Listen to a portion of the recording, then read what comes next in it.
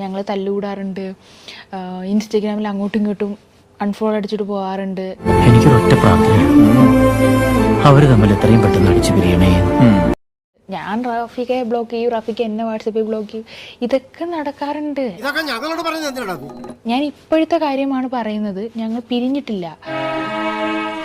ഒരിക്കലും വിട്ടുപിരിഞ്ഞു പോയില്ലല്ലോ. അതെന്താ ആദ്യമായിട്ട് അങ്ങനെ ഒരു ചോദ്യം? ഞങ്ങൾ ഡിവോഴ്സ് ആയിട്ടില്ല, ഇപ്പോഴും ഞങ്ങൾ തമ്മിൽ നല്ല സ്നേഹത്തിൽ തന്നെയാണ്. നമ്മൾ തമ്മിൽ യാതൊരു അഭിപ്രായ വ്യത്യാസവും പാടില്ല. അതാണ് നമ്മൾ തമ്മിൽ ഒരു അഭിപ്രായ വ്യത്യാസം ഉണ്ടാവില്ല. സോ ഞാനിപ്പോൾ ഒരു കാര്യം പറയാൻ വന്നത്, ഞങ്ങൾ സെപ്പറേറ്റഡ് തന്നെയാണ്. നീ എവിടെയെങ്കിലും ഉറച്ചു നിൽക്കണം. എന്താ രാമേന്ദ്ര പ്രശ്നം? തന്നെ തേച്ചു എന്ന രീതിയിൽ അവർ രണ്ടുപേരും ഡൈവോഴ്സ് ആയി. സോ ഞാനിപ്പോൾ ഒരു കാര്യം പറയാൻ വന്നത്, ഞങ്ങൾ സെപ്പറേറ്റഡ് തന്നെയാണ്.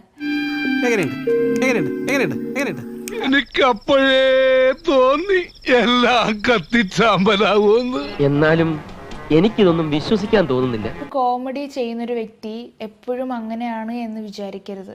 കോച്ചൊടുവിലൊരു കോച്ച് വിലങ്ങാവൂ. വാ